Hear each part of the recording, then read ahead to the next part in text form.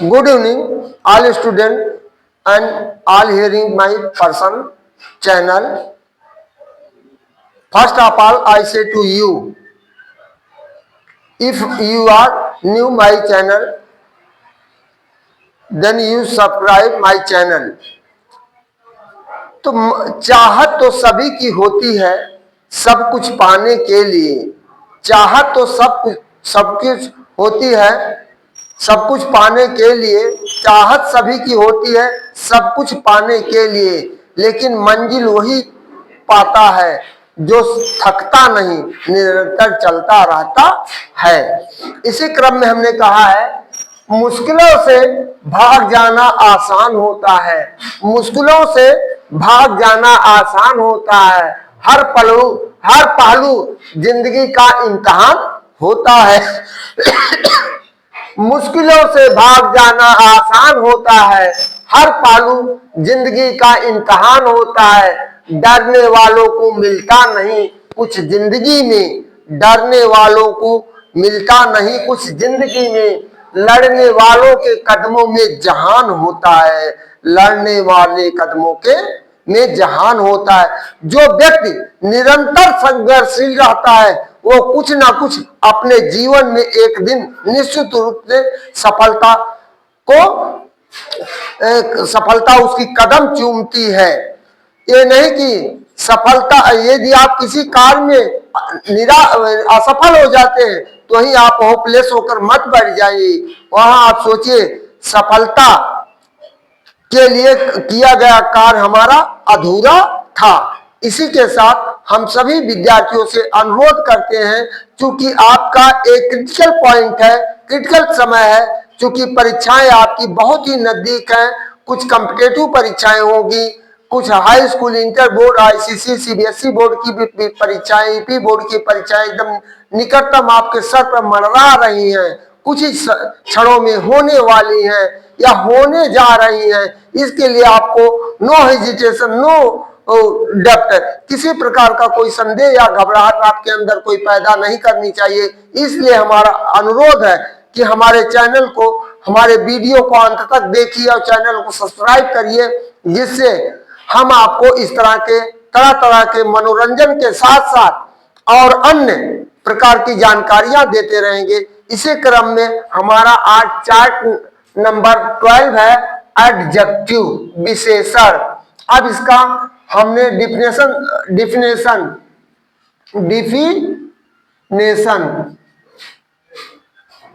परिभाषा।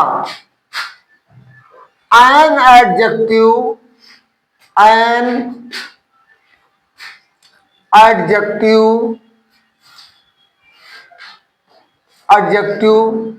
is a word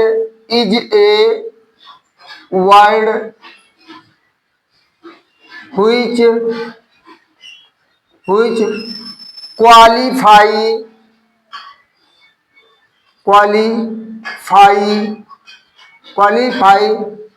noun or pronoun and other things.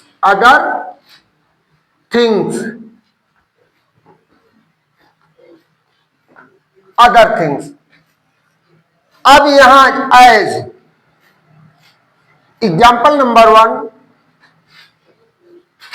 This is a red coat. This is a red coat, that is shawl. यहां red क्या है, इसकी quality को बतला रहा है, क्वालिफाई कर रहा कोट को। दूसरा कर रहा है, he is an intelligent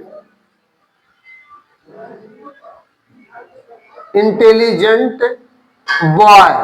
he is an intelligent boy. तीसरा हम दे रहे हैं, the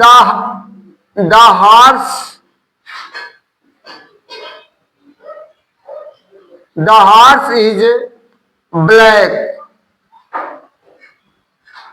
the horse is black. चौथा हम दे रहे हैं, these are new books, these are new books, ये सब नई पुस्तकें हैं। न्यू है, ब्लैक है, इंटेलिजेंट है और रेड है, ये हमारे क्या है।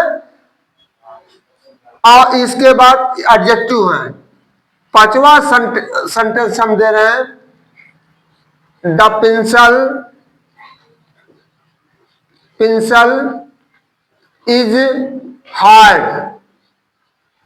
ये क्या है, हार्ड, यानी पेंसिल कठोर है, इसका भी यह गुण बतला रहा है। तो the adjective kinds, the adjective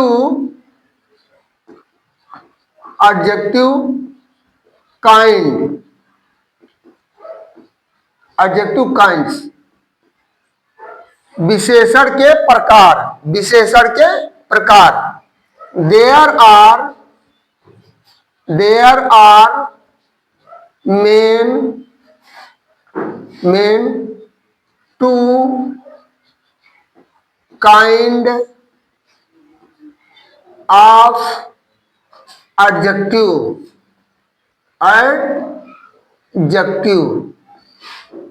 there are main two kind of adjective, यानी विशेषण मुख्य रूप से दो प्रकार के होते हैं। विशेषण मुख्य रूप से दो प्रकार के होते हैं।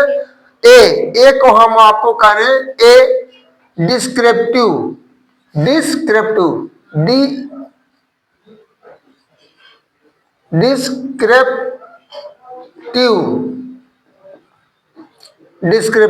यानी वर्णन करने वाले विशेषण, वर्णन करने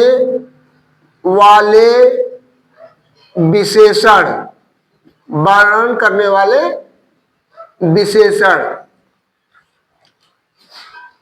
ये हो गया। और दूसरा हमारा है बी, रेस्ट्रिक्टिव,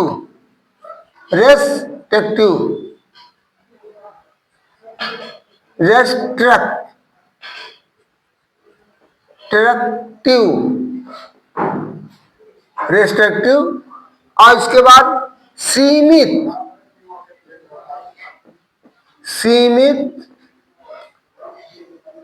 करने वाले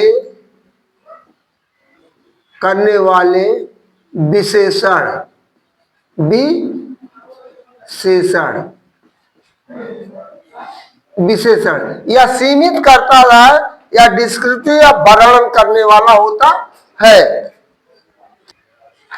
तो इस तरह अभी हमने आपको descriptive main two type of adjective का हमने बताया है।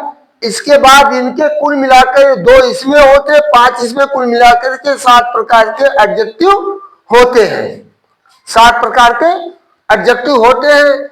इसलिए हम आपको डिटेल में जाना चाहेंगे कि आपको कल आपके वीडियो में, क्योंकि वीडियो बहुत जगह लंबा हो जाता तो लोगों को उबन महसूस होने लगती है, इसलिए हमारा आप लोगों से अनुरोध है कि आप सिस्टमेटिक ढंग से चलिए, कछुआ के चाल से चलिए, लेकिन नियमित रूप से चलिए, तो आप निश्चित सफलता के स्थान तक पहुंचेंगे। लेकिन यदि आप आज का कल पे छोड़ेंगे, कल का परसों पे छोड़ेंगे, ना तो कल किसी ने देखा है, ना तो कल कभी आया है। जो आया है वर्तमान आया है। यदि वर्तमान में ऐसा नहीं कर पाते हैं तो कल के लिए मत, काल करे सो आज करे, आज करे सो अब, पल में बहुर न आवे कभी नहीं आता। इस तरह से, क्योंकि देखिए हम हिंदी के तो है नहीं कि हिंदी के हमको दोहा या चौपाई कबीर दास का इस तरह का कोई ज्ञान हो, लेकिन इसलिए हम आप लोगों से हमारा यही अनुरोध है कि आप अपने सिस्टमेटिक ढंग से यदि आप पढ़ते जाइए और निश्चित देखिए, परीक्षा के दौरान मूल्यांकन में एग्जामिनर यही करता है।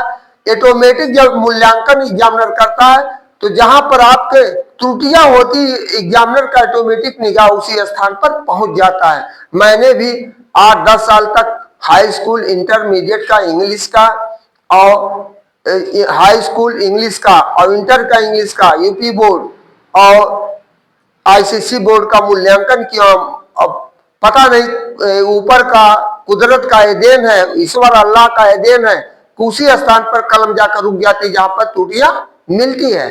तो इस तरह हैंड राइटिंग का विशेष महत्व होता है। यदि आप हैंड राइटिंग है, कामा है, इन्वर्टेड कामा है, यदि आप हाईलाइट कर देते हैं, फुल स्टॉप है, तो उससे एग्जामिनर आपसे प्रभावित होकर के आपको जहां 8 नंबर का क्वेश्चन मार्क आप आंसर है, वहां यदि आपने गलत भी लिखा है तब भी आपको कुछ न कुछ वहां मिलने के अंक संभावना होती है।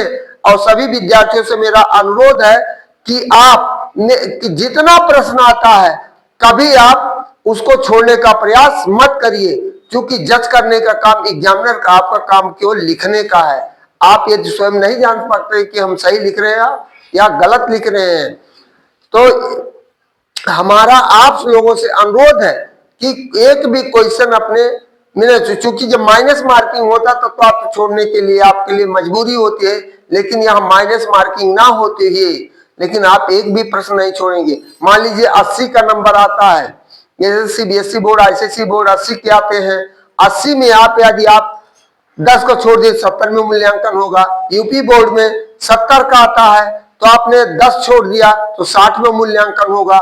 इसलिए हमारा आप सभी विद्यार्थियों से अनुरोध है कि ऐसे स्थिति में आप प्रश्न छोड़ने का प्रयास नहीं करेंगे, राइट और रॉन्ग लिखेंगे।